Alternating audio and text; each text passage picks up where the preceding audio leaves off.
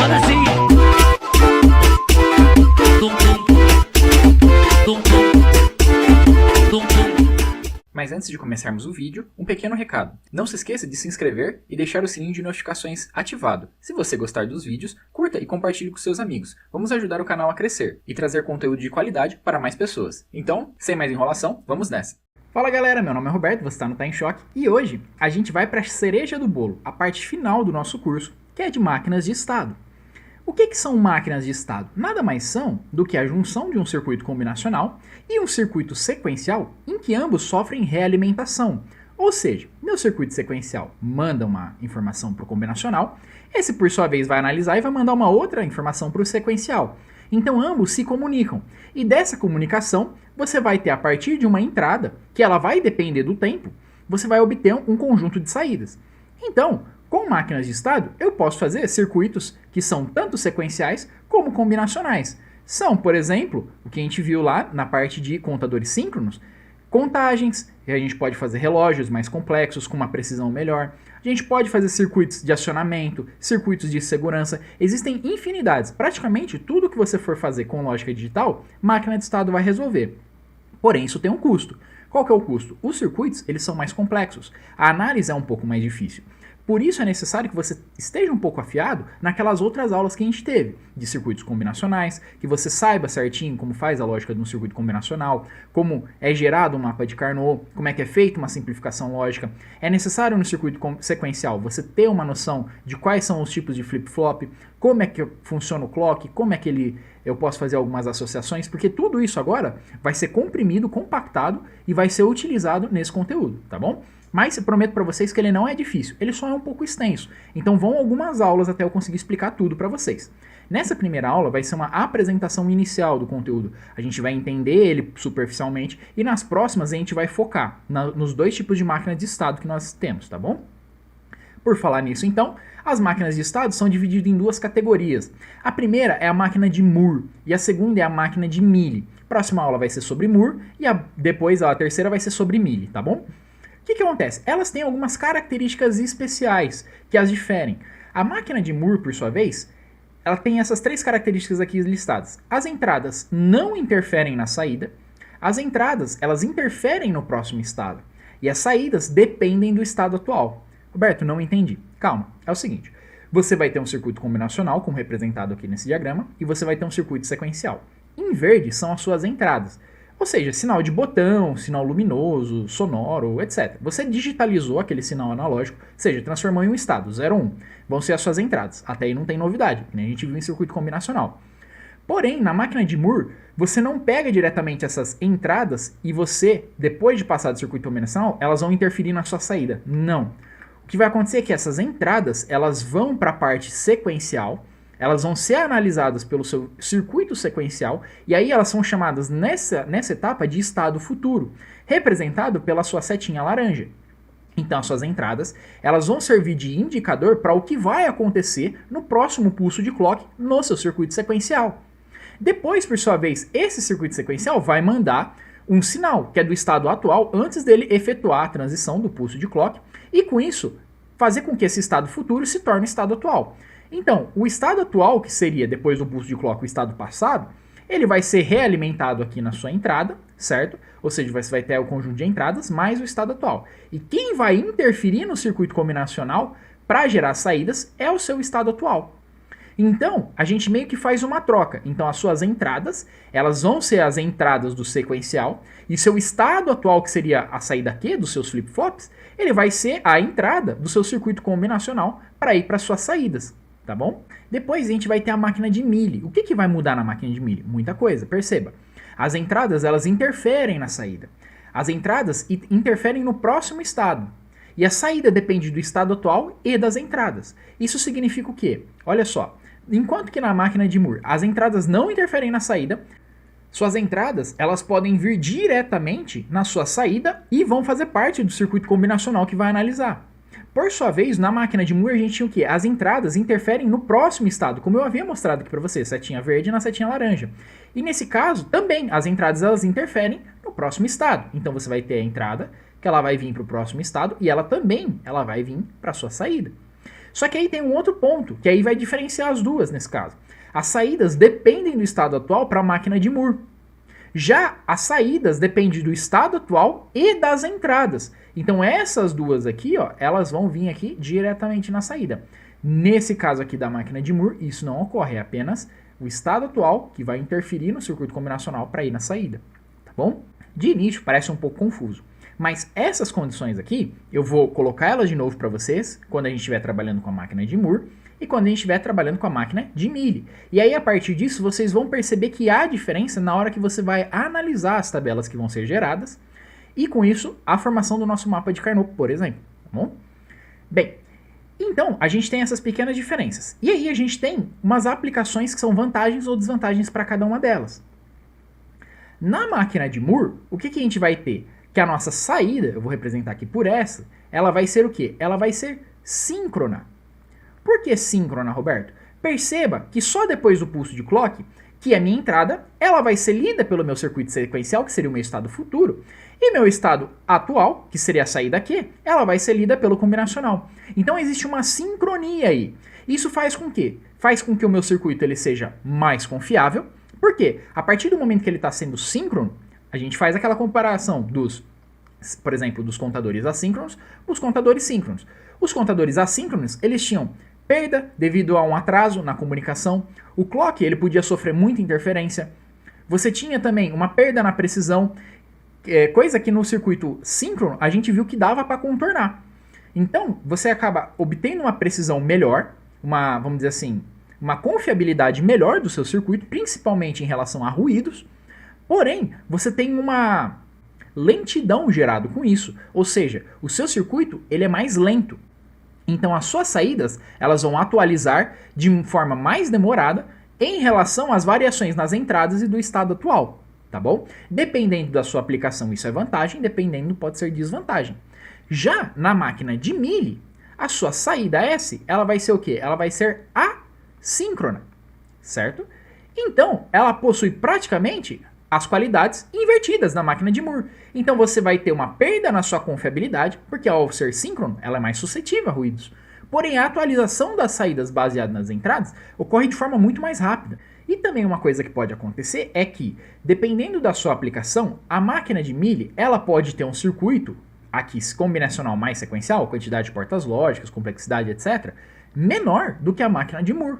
E vice-versa, depende. Então é sempre interessante você analisar as duas para falar assim, nossa, eu tenho tais vantagens nessa, tais vantagens na outra. E aí, dependendo também se você levar em consideração preço, você tem que ver também o tamanho do circuito, tá bom? Então aí você tem que fazer as duas análises. Bem, então entendido esse passo, o que é máquina de Moore e o que é máquina de Mealy, recapitulando, circuito combinacional mais sequencial para ambas, só que tem essas características aqui listadas. A gente precisa entender uma outra coisa, que são os diagramas de estado para cada uma delas. O que são diagramas de estado? Bem, vou apagar aqui a lousa e eu vou mostrar para vocês. A few moments later. Na tela a gente tem representado as formas base da representação em diagramas de estado. O que acontece? O que seria esse diagrama de estado? Nos circuitos envolvendo máquinas de estado, você tem que identificar o que é entrada, o que é saída e o que seria o seu estado. Mas aí fica um pouco vago quando eu explico assim. Vamos para uma situação problema. Imagina o seguinte, ó, vou escrever aqui embaixo, ó, eu tenho botõezinhos aqui, tá? Essa representação aqui por um botão. Se eu pressionar o botão, ele vai fechar aqui o circuito, certo? E aí eu posso falar o quê? Eu posso falar que aqui, ó, na entrada do meu circuito, eu vou ter então uma fonte, certo? Representar aqui com uma simbologia qualquer, por exemplo, 5 volts. E aqui eu vou ter a entrada do meu circuito, certo? Do meu circuito combinacional. Então, se eu pressionar o botão, eu vou estar enviando nível lógico alto. Se eu despressionar o botão, certo? Vou estar enviando nível lógico baixo, por exemplo, tá? Então, o meu estado, ele vai representar o seguinte, ó. Que ação que está ocorrendo naquele instante de tempo? Então, eu posso falar que em um instante de tempo, eu estou com o meu botão, por exemplo, pressionado.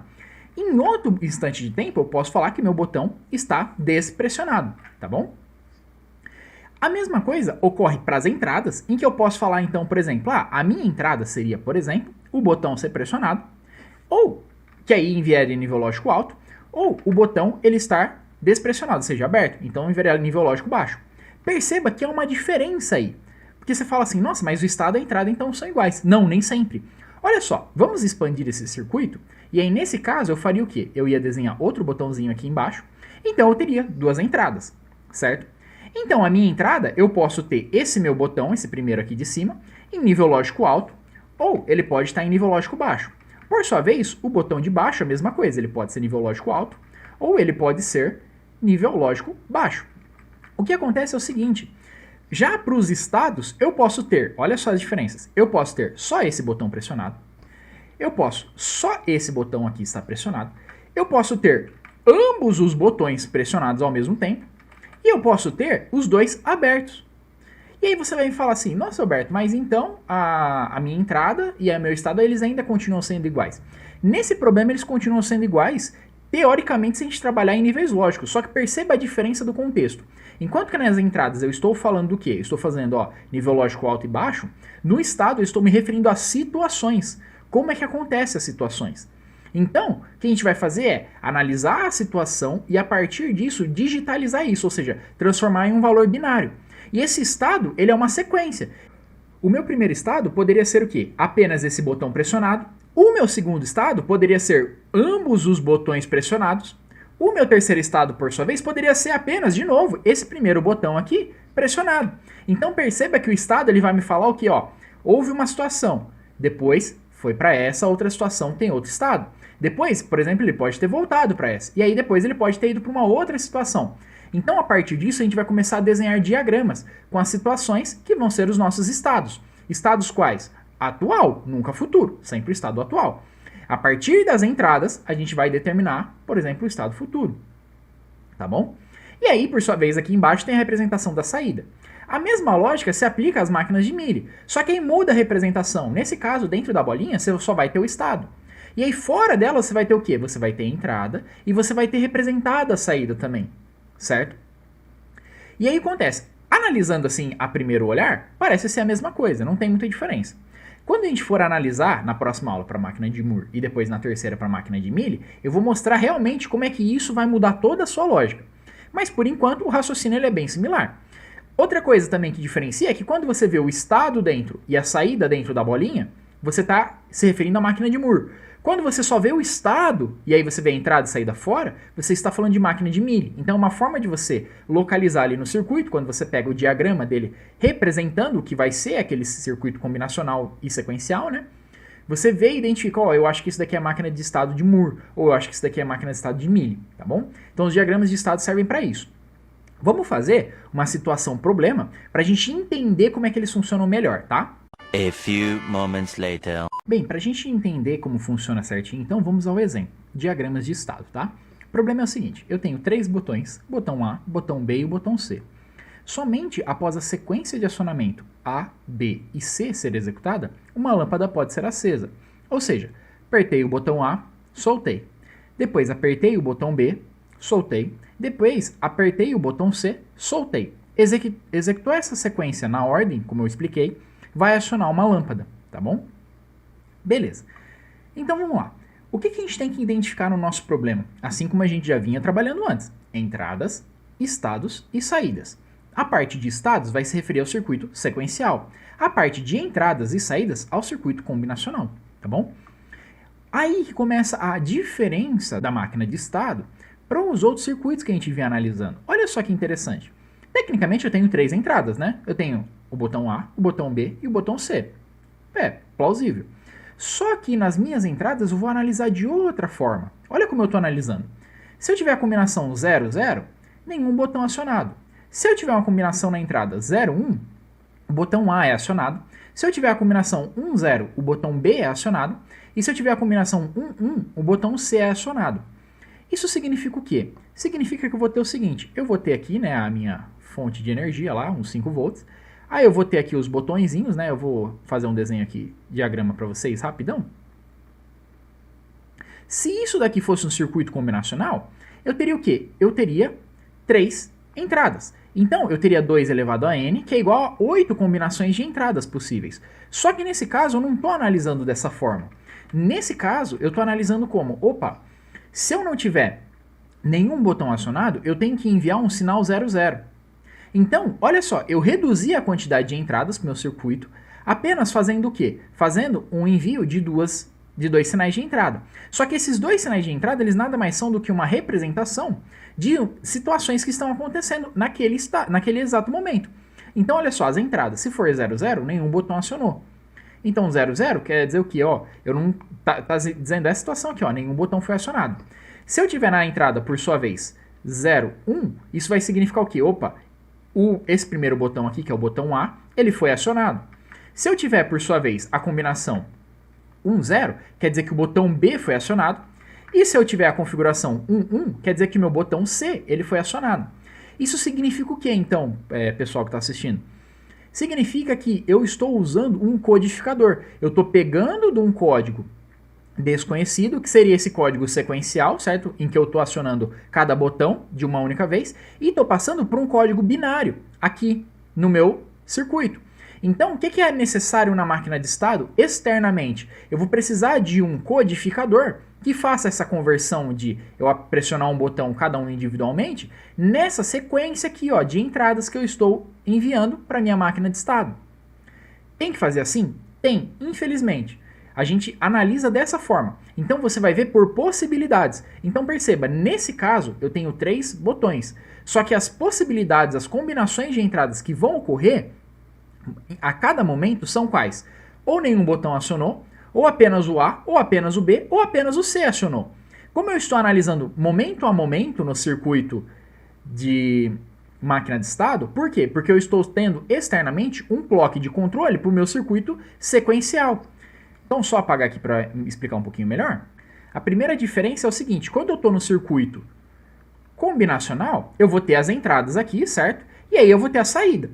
Já no circuito sequencial, eu vou ter as entradas e eu vou ter o sinal de clock que vem aqui controlando.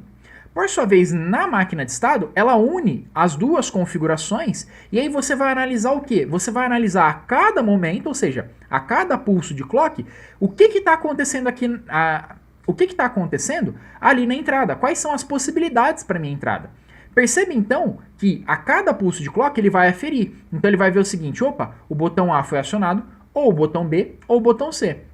Aí você vai me falar assim, Roberto, mas e se eu pressionar o A e o B ao mesmo tempo? Aí que tá, como eu tenho um pulso de clock controlando isso, um elemento ideal, você poderia ocorrer o acionamento de A e de B ao mesmo tempo. Só que ainda bem que a gente está no mundo real. Então, sempre um dos dois vai acionar primeiro. Então, por exemplo, eu posso falar que o meu A, ele acionou antes do meu B. Isso quer dizer o quê? Que na borda de subida ou de descida, depende de como eu estou analisando meu clock, tá? Para o circuito sequencial. Vamos supor borda de subida. Quer dizer que na borda de subida, ele leu o A. E aí, um instantezinho assim, bem pequeno depois, eu já acionei o B. Para mim, Roberto, é como se eu tivesse acionado ambos junto. Só que para meu circuito de máquina de estado, ele percebeu que, opa, ele acionou o A, depois eu dei mais um pulso de clock, e aí na outra borda de subida, ele acionou o B, entende? Então a gente vai analisar passo a passo do que está acontecendo, tá bom? Ah, eu posso incluir na minha análise, para ela ficar mais segura então, as possibilidades, olha, de A e B ser acionado? Pode. Aí você vai aumentar suas entradas. Percebe que aí nesse caso, você teria aqui mais um bit, ou seja, seria 8 possibilidades, porque aí você estaria considerando como se fosse uma entrada de circuito combinacional. Porém, não há necessidade disso, tá bom? Dependendo da sua lógica de aplicação. Como esse é um circuito bem simples, poderia acontecer que problema? Ah, eu acionei o A, depois, como eu pressionei os dois ao mesmo tempo para mim, né? Eu acionei o A no primeiro pulso, depois no segundo pulso ele identificou que o B foi acionado. Só que o meu A ainda está acionado. E aí, o que vai acontecer? Então, para a lógica mais segura, você pode sim adicionar mais um estado aqui. Só que perceba, você não está trabalhando com uma entrada como se fosse daquele jeitinho combinacional. Você está trabalhando como se fossem as possibilidades de ocorrer naquele momento. Então é aí que começa a dar os pepinos, né? Os probleminhas de você não entender direito essa matéria. Porque ela muda um pouquinho a forma como você analisa as suas entradas, tá bom? Bem, superado essa dificuldade inicial de você querer entender o seu circuito, que isso daí vai um pouquinho de raciocínio lógico, você tem que identificar os estados. Os estados, por sua vez, são o que está acontecendo no momento. Opa, num primeiro momento, vou desenhar aqui os botõezinhos para vocês. Eu teria então o meu botão A, aqui da sequência do de cima para baixo. Eu teria o meu botão B, e aí eu teria o meu botão C. um estado, que eu represento que nem aqui no diagrama de entradas, pelas possibilidades, no caso 0, 0, nenhum botão foi pressionado, então seria essa situação. Um próximo estado seria, opa, eu estou com o estado 0, 1, que vai representar o quê? Que o botão A ele foi acionado. A partir desse estado, eu falo, opa, nesse estado aqui, meu botão A foi acionado. Eu posso, para o próximo estado, ter as seguintes combinações de entradas. Eu posso ter que nenhum outro botão vai ser acionado. Eu posso ter que o botão A manteve-se acionado. Eu posso ter que o botão B agora vai ser acionado. Ou então que o botão C vai ser acionado. Então, apesar de serem iguais as entradas com os estados, eles têm essa diferença. Sutil diferença, mas faz toda a diferença no final, né? E aí, uma vez tendo isso, você vai ter as suas saídas. As suas saídas, nesse caso, só tem duas possíveis. Ou é 0 da lâmpada apagada, ou vai ser 1 da lâmpada acesa. Então, é esse feeling que a gente tem, né? Essa percepção. Opa, estou trabalhando com entradas. Com as entradas, então, eu posso fazer as suas combinações. C2 elevado a n, certo? Que vão ser as 8 possibilidades de entrada. Mas, para uma aplicação mais simples, eu não necessariamente preciso dessas 8 combinações. Eu posso ter apenas 4, que seriam representadas aqui como eu estou mostrando para vocês. Nenhum botão acionou. Ali naquele momento o botão A acionou, ou só o B ou só o C. A mesma coisa para os estados, tá bom? E aí, a gente tem que usar essa configuração aqui binária, porque a partir disso a gente vai gerar uma tabela, certo? Então a combinação 0, 0 da minha entrada vai representar uma coisa, 0, 1 vai representar outra coisa. A mesma coisa para os estados, que são os sinais enviados para os meus flip-flops, certo? Bem, então vamos ver como é que ficaria isso desenhado pela máquina de Moore. Na máquina de Moore, então, eu tenho o quê? Eu tenho essa bolinha aqui, o círculo, com um tracinho no meio, em que na parte de cima eu vou ter o estado e na parte de baixo eu vou ter a saída. E por fora na setinha eu vou ter a entrada. Então perceba, quantos estados eu tenho nesse circuito? Nesse circuito eu tenho o estado 0, 0, nenhum botão foi pressionado. Eu tenho o estado 0, 1, em que o botão A foi pressionado. O estado 1, 0, que o botão B foi pressionado, né, acionado. E o estado 1, 1, que o botão C foi acionado. Então, ao todo, eu tenho 4 estados possíveis, 4 possibilidades.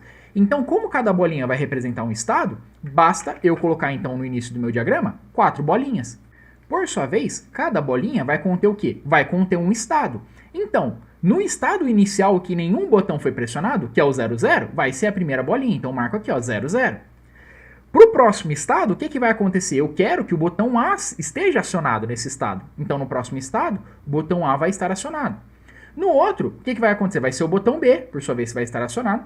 E depois vai ser o botão C, que vai estar acionado. Então, cada estado eu coloco na sequência que eu quero que ocorram, certo? Depois, o que eu tenho que fazer? Eu tenho que colocar as saídas aqui embaixo. Em cada estado, o que vai acontecer? Perceba, inicialmente, não vai acontecer nada. Minha lâmpada vai estar apagada. Pressionei o botão A, não vai acontecer nada, vai continuar apagado. Depois, eu pressionei o botão B, não vai acontecer nada, vai continuar apagado. Então, se eu seguir essa sequência, não acionei nenhum, opa, acionei A, depois em seguida eu acionei B e depois em seguida eu acionei C, o que vai acontecer? Opa, minha saída ela vai ser acionada, minha lâmpada vai ser acendida. Então, você vai ter o nível lógico alto na sua saída. Depois, é só você indicar com setas as suas entradas. Então, perceba, quando eu estou no estado 0, 0, que significa o quê? Nenhum botão foi pressionado. Quais são as minhas entradas possíveis? Para que ocorra o próximo estado. Para que ocorra o próximo estado, que é o botão A ser acionado, isso só vai ocorrer se, aí eu desenho com uma seta, se a minha entrada ela for o quê? Ela for 0, 1, que é o botão A acionado. 0, 1. Ou seja, recapitulando, eu estou no estado 0, 0, ou seja, nenhum botão foi pressionado. A minha saída está 0, ou seja, minha lâmpada está apagada. Para eu ir para o próximo estado que eu quero, que é o 0, 1, que representa o botão A acionado, o que eu tenho que fazer na minha entrada para ele ir desse estado para o próximo? Eu tenho que fazer a combinação 0, 1 de entrada, que significa o quê? Botão A acionado. Por sua vez, os outros estados, se eu pressionar o botão B, o botão C ou nenhum botão for acionado, o que vai acontecer? Vai acontecer que eu não vou dar início à minha sequência de CA, depois B, depois C, no acionamento. Então, o que eu faço? Eu volto para o meu estado inicial. Ou seja, caso as minhas entradas sejam 0, 0, seja 1, 0 ou 1, 1, ele vai se manter aqui naquele estado inicial. Depois, o que vai acontecer? Eu vou estar no estado 0, 1, que é o quê? Opa, o meu botão A, ele foi acionado. Então, depois o que eu faço para ir para o próximo estado, que seria o botão B ser acionado? Eu tenho que fazer o acionamento do botão B, então seria o estado 1, 0 da entrada. Então, 1, 0. Agora, por sua vez, se acontecer de eu acionar nenhum botão, deu um próximo pulso de clock ali, porque você percebe que a gente está trabalhando sequencialmente. Então, a cada ciclo de clock, um estado ele vai migrando para o outro, certo? Porque ele vai lendo as entradas. Dei lá o meu pulso de clock, analisou as minhas entradas. Se a minha entrada for 00, nenhum botão foi acionado. O que vai acontecer? Opa, nenhum botão foi acionado? Eu posso manter aqui, ó, naquele meu estado. Opa, nenhum botão foi acionado, posso manter naquele meu estado. Depois vou ter a entrada 01. E se meu botão A for acionado? Se meu botão A ele for acionado, o que eu posso fazer? Eu posso manter também naquele meu estado. Poxa, o meu botão A, ele foi acionado. Tá nesse estado aqui, 01, que meu botão A tá acionado. Se eu manter meu botão acionado, então eu ainda continuo nele, não tem problema. Eu não interferi na minha contagem. Então, o estado 01, eu posso manter aqui também. Agora, por sua vez, se eu fiz o seguinte, ó, eu pressionei o botão B. Opa, eu pressionei o botão B, eu vou pro próximo estado, como eu mostrei aqui para vocês. Mas, e se eu pressionei o botão C na minha entrada? Ou seja, vou ter o estado, eu vou ter a entrada, a combinação 1, 1. Aí, como eu quebrei aquela sequência de A para B para C, eu fui de A para C, então eu tenho que resetar a minha contagem, ou seja, eu volto aqui para o meu estado inicial, que era 00, ou seja, nenhum botão foi acionado. Então, nesse caso, a gente fica com 1 na entrada, vai fazer com que do estado em que A foi pressionado, ele volte para o começo, ou seja, reseta de novo a análise, tá bom? Beleza, então eu pressionei meu botão B, eu fui para o estado em que B está pressionado. Para eu fazer com que ele vá para o próximo estado em que C é pressionado, o que eu tenho que fazer na entrada? Opa, eu tenho que pressionar C. Então, quem que é a combinação de C acionado? 1, 1. Agora, por sua vez, se nenhum botão foi acionado, poxa, se nenhum botão foi acionado, quando eu estou no estado B pressionado já, então eu posso manter nele, não há problema, certo? Porque é como se eu ainda não tivesse tirado o dedo do B. Agora ali, se eu tiver a próxima, ó, eu fui pro botão A, eu pressionei o botão A, ou seja, eu fiz A, depois eu fiz B, agora eu apertei de novo A. Opa, só apertei o A, fugiu da minha sequência, então eu tenho que resetar tudo a contagem. Então o que você faz? Você volta pro seu estado inicial. Então na combinação 0, 1 na entrada, você vai voltar pro seu estado inicial. Beleza, e se eu pressionar o B? Quer dizer que ele ainda está pressionado, então se eu pressionar o B que ele ainda está pressionado, ele vai ser 1, 0. Então eu posso manter ele ainda naquele estado. E aí, como a gente analisou, caso eu acionasse o botão C, eu iria para o próximo estado.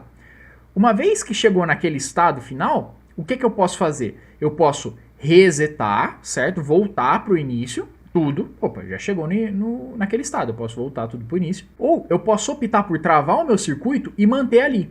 Então, nesse caso, eu vou optar por travar o meu circuito e manter ali. Então, ficaria 0, 0, 0, 1, 1, 0 e 1, 1. Ou seja, uma vez que eu completei a sequência A, B e C, a minha saída vai ser acionada e independente do botão que eu pressionar, ele vai travar ali, não vai mudar mais meu circuito. Eu poderia voltar para o estado inicial para que ele recomeçasse. Então minha saída ia ficar em nível lógico alto, só que eu recomeço tudo de novo, tá bom?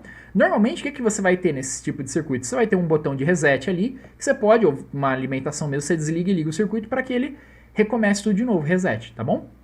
Então, é assim que é feita essa análise. De início, parece um pouco tanto quanto caótico, né? Porque, pô, vai pra cá, volta pra lá. Na próxima aula a gente vai ver de novo isso, a gente vai rever esse conceito e vai entender como transformar isso em tabela e depois em circuito, tá bom? Bem, então vamos fazer o mesmo procedimento, só que agora para a máquina de Mealy, para ver como é que é feito isso. A few moments later. Bem, agora a gente vai fazer o mesmo procedimento anterior, só que para a máquina de Mealy. Aí você vai me perguntar, nossa, tem muitas diferenças? A priori não. A priori vai ser a mesma análise. O que vai mudar é a simbologia. Então os diagramas eles vão ficar muito parecidos, o de Moore e o de Mealy. Lógico, eles são para o mesmo problema, então sim, vai ter uma certa semelhança, né? Só que aí vai mudar um pouquinho da representação, porque a gente vai seguir aquele padrãozinho de Mealy. Então quantos estados eu tenho? Vai ser a mesma coisa, entradas, estados e saídas. Eu tenho 4 estados. O primeiro é o 0, 0, que vai representar que nenhum botão foi pressionado. O segundo estado ele vai ser o 0, 1, que vai representar o que? Opa, o botão A foi pressionado. O próximo seria o 1, 0, que vai representar o que? Opa, o meu botão B foi pressionado. E o último estado seria o 1, 1, em que o meu botão C ele é pressionado. Depois, como na máquina de Mealy dentro das bolinhas é só o estado, a gente tem que representar pelas setinhas por fora quem que são as entradas e quem que são as saídas. Então o que a gente vê? Poxa, eu estou no estado inicial 0, 0, ou seja, nenhum botão foi acionado. Então, se eu não a pressionar nenhum, o que vai acontecer? Eu vou manter nele. Então eu posso utilizar aqui, ó, a setinha voltando para aquele próprio estado, a entrada 0, 0. Por sua vez, se eu pressionar o botão B, a mesma coisa. Poxa, eu quero fazer a sequência para ir para o próximo estado só se eu pressionar o botão A. Então se eu pressionar o botão B, a mesma coisa. Eu vou manter naquele estado, ou seja, minha contagem não vai para frente. E a mesma coisa caso eu pressione o botão C. Por sua vez, apertando o botão A, ou seja, a combinação 0, 1 na entrada, eu vou ter que ele vai para o próximo estado, que é o do botão A acionado. E aí, em ambos eles, qual que vai ser a minha saída? Opa, para esse daqui a saída vai ser 0. E para esse daqui a saída vai ser 0. A gente representa com esse tracinho, tá? Pode representar o traço assim, pode representar o traço assim, pode fazer assim, aí fica a seu critério, tá? Desde que dê para entender bem, ó, isso daqui é a entrada, isso daqui é a saída, tá bom? Beleza, próximo estado, então a gente vai ter o quê? Opa, eu vou ter o estado em que o botão A foi acionado, combinação 0, 1. Se eu quiser ir para o próximo estado, 1, 0, que significa que o botão B foi pressionado, o que tem que acontecer? Eu tenho que acionar o botão B. Então, combinação 1, 0. Saída ainda vai se manter em 0, ainda não aciona a lâmpada. Porém, o que a gente vai ter também? Eu vou ter que, se eu não pressionar nenhum botão, eu vou manter naquele meu estado. Ou seja, nada aconteceu. Então, combinação 0, 0, mantenho nele. Se eu tiver na entrada o botão A acionado, ou seja, combinação 0, 1, poxa, como eu estou no estado em que A está pressionado, então é chover no molhado. Então eu posso também manter naquele estado atual, que é o A. Nesse caso, combinação 0, 1. E aí, se eu tiver o meu botão C acionado, aí não, aí eu errei a contagem, eu fui de A para C, então tenho que recomeçar. Então nessa forma eu indico a seta aqui, ó, voltando. Então nesse caso seria 1 na entrada. Em todos os casos a saída ainda continua em 0, tá bom? Beleza, pressionei o botão B, estou no estado em que B foi pressionado. Como é que eu faço para ir para o próximo estado, que é o estado em que C foi pressionado? Nesse caso eu tenho que mandar na entrada a combinação para o C ser acionado, que é a combinação 1, 1. 1. E quem que vai ser a minha saída? Opa, nesse caso a minha saída, ela vai ser 1. Nossa, mas por que 1? Perceba, eu estou no estado 1, 0. Meu botão B foi pressionado. Assim que eu pressiono o meu botão C, como está mostrado aqui, opa, já é condição para minha lâmpada acender, então eu posso acender. Então olha só que interessante. Perceba que nesse diagrama a minha saída ela se modificou mais rápido do que no de Moore. Porque no de Moore eu precisava primeiro vir para o estado C e depois ele era atualizado. Nesse caso, enquanto eu ia de B para C, né, nesse estado, né, de 1, 0 para 1, eu já atualizei minha saída. Então aí que está aquele assincronismo que a gente fala, que é aquele aumento na velocidade. Porém, perceba que com isso eu posso ter o quê? Interferência ao ruído. Porque eu estou analisando na entrada, eu não estou analisando no estado. E o que é o estado? É aquilo que está dentro do circuito. O que é a entrada? É aquilo que está fora. Por isso que ele é mais suscetível a ruído, a minha máquina de Mealy, do que a de Moore, tá bom? Então, continuando aqui, o que vai acontecer então quando eu estiver nesse estado B, certo? O estado 1, 0, que o meu botão B foi pressionado, e eu vou para o próximo. Poxa, se eu tiver a entrada 0, 0, quer dizer que nenhum botão foi pressionado, então eu posso manter nele o 0, 0. Por sua vez, se eu tiver a entrada 1, 0, quer dizer que eu estou fazendo o quê? Eu estou mantendo ele também pressionado, esse meu B. Então eu posso manter naquele estado. O C eu já analisei, então esse daqui vai ser saída 0, ou seja, mantém em 0 ainda a saída. Porém, se eu fizer a combinação na entrada 0, 1, o que vai acontecer? Eu pressionei o botão A, então eu fui da sequência 0 para A, depois fui para B, e aí eu voltei para A. Opa, então tá errado, eu tenho que resetar a minha contagem, certo? Então eu volto aqui para o estado inicial 0, 0. Roberto, eu não volto para o A? Pode ser feito assim também. Porque, poxa, tecnicamente você foi do A para o B, aí você pressionou A, então pode recomeçar a contagem. Aí você teria que apertar B e C. Só que nesse caso eu quero que seja exatamente dessa forma, A, B e C. Qualquer outra forma você reseta. Então perceba, sua máquina de estado, apesar da sua descrição ela poder ter ambiguidade, na sua máquina de estado não. Você vai ter que definir certinho o que vai acontecer ali na sequência, entende? Então, nesse caso, eu quero que volte para o começo. Então, esse estado que volta para o começo é o quê? É quando eu pressionei o botão A, ou seja, 0, 1, minha saída vai para 0 também. Depois, eu vou ter o meu estado C. O meu estado C, uma vez ativado, eu posso voltar para o começo e deixar a saída ativada, só que não faz muito sentido, né? Pô, vou resetar a contagem e a saída foi ativada. Então, nesse caso, a gente termina aqui o exercício para qualquer combinação de botão que eu fizer, certo? Seja 0, 0, 1, 0, 1, 0, 1 ou 1, 1, a minha saída vai se manter em nível lógico alto. Então eu posso manter nesse meu estado, tá bom? Perceba, é um circuito muito simples, né? Você não está prevendo condições tipo, e se eu quiser resetar o negócio? Não, é um circuito muito simples. Porém, você já pode ver aqui, ó, é um pouco mais complexo, começa a ficar grande. Depois a gente vai ver a tabela, ela é um pouco mais avantajada, por assim dizer. Mas, no final, apesar do circuito ficar grande assim, você vê que é um método passo a passo, receitinha de bolo. Você entendeu como é feito isso, você consegue fazer qualquer tipo de problema. Você passa da linguagem, né, para sistema digital e a partir disso você resolve a situação sem ambiguidade nenhuma, tá bom? Bem, então, entendido o diagrama de estados, é a partir desse ponto que eu vou começar a análise em máquina de Moore e a máquina de Mealy, tá bom? A gente vai utilizar praticamente esse mesmo exemplo na próxima aula, tá? Eu vou revisar com vocês, tá? Um pouquinho disso, mas continuando a aula vai ser isso daqui, a gente vai continuar desse ponto. E antes da gente terminar, tem uma última coisa que eu preciso mostrar para vocês, que lembra daquela aula sobre diagramas de transição de estados? Eu vou dar uma explicadinha para vocês agora de outros tipos que existem. Na aula que eu apresentei para vocês, era apenas para o flip-flop JK. Agora eu vou apresentar para o flip-flop tipo D e pelo tipo T.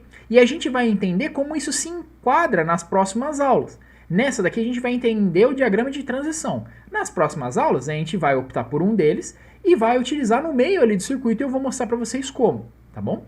Não vou explicar agora, porque é só ali no meio mesmo, na hora de resolver esse problema por máquina de estado, que vai compensar e explicar isso, tá bom? Então, vamos cortar aqui a tela. A few moments later. Então, algumas aulas atrás eu tinha mostrado para vocês o quê? Os diagramas de transição de estados, em especial para esse flip-flop aqui, o JK. Lembrando o que era o seguinte, você tem aqui o seu flip-flop, você tem a sua saída Q. Aí você tem a sua entrada J e a sua entrada K, e você vai ter o seu pulso de clock aqui, certo? Toda vez que você dava um clock, se o seu Q inicialmente era 0 e depois ele passava para 0, por exemplo, qual que era a combinação de entrada que permitia isso? Esse é o diagrama de transição de estados, ele vai avaliar isso. Então, olha só, relembrando aquela aula. Então, se eu quero o meu Q inicialmente em 0, dado um pulso de clock, ele mantém em 0, a combinação possível era o quê? 0 e X. Ou seja, se eu tivesse 0 e 1, respectivamente para J e K, eu estaria em qual configuração? Eu estaria na configuração de reset. Então, o meu Q, obrigatoriamente, ele é para 0. Ou então, se eu tivesse em 0 e 0, ia estar naquela configuração que nada acontece, apesar do pulso de clock. Então, o meu estado, ele vai se manter, o futuro, ele vai se manter igual ao anterior. Então, se era 0, vai se manter 0. Então, eu não vou perder muito tempo com isso, que a gente já viu naquela aula. Então, só vou completar aqui para vocês. Se eu estou em 0 e vou para 1, é 1x.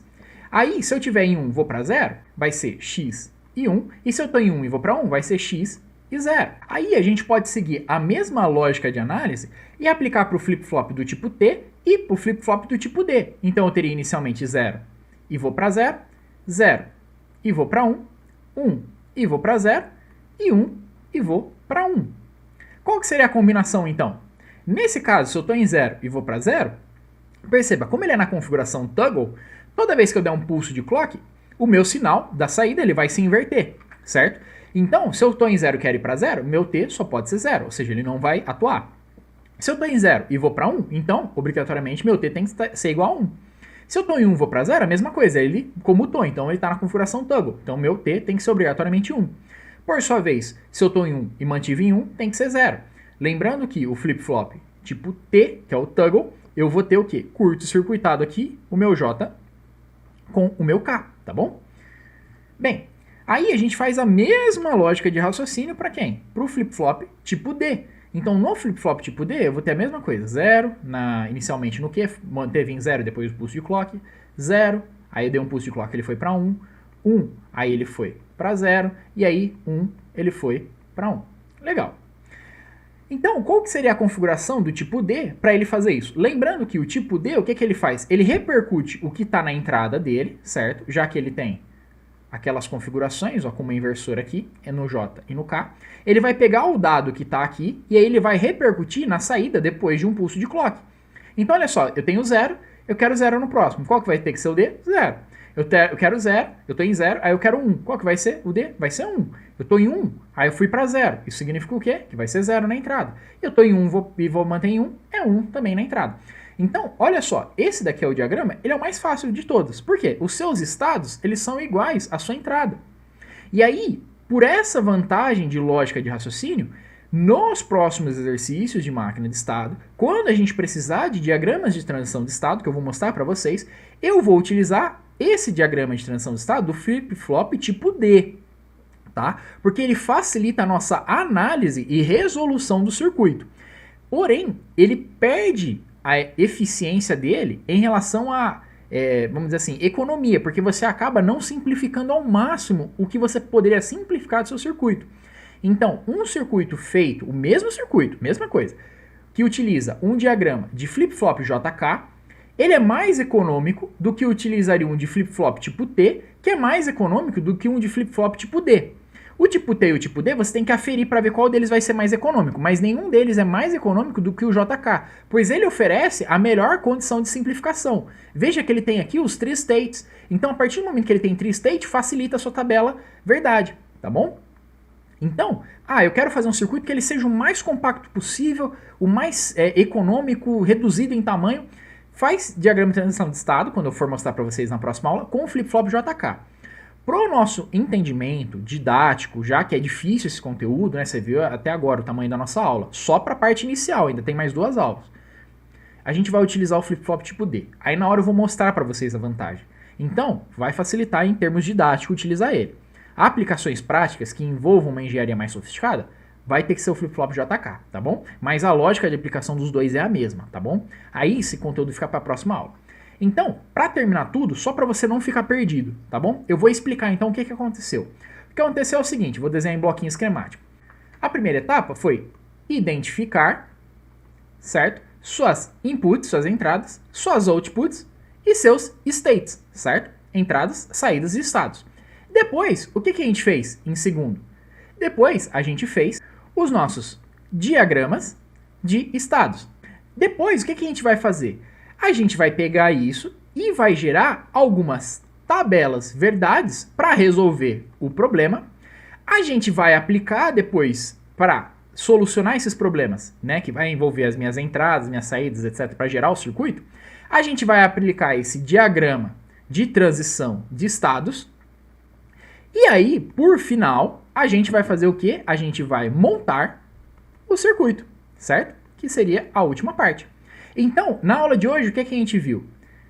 A gente viu, então, como identifica a entrada, saída e estado. A gente desenhou o diagrama de estado. A gente não montou a tabela verdade. A gente viu um pedaço de como aplicar o diagrama de transição de estados. Próxima aula vai ser tudo isso daqui para a máquina de Moore, certo? E depois na outra vai ser para a máquina de Mealy, tá bom? E aí, eu vou fazer mais 2 aulas com exercícios extras, tá? Pra gente treinar bastante esse conteúdo, que ele é bem importante, tá bom? Bem, espero que vocês tenham gostado. Qualquer dúvida, vocês deixam no comentário. Muito obrigado, até a próxima aula.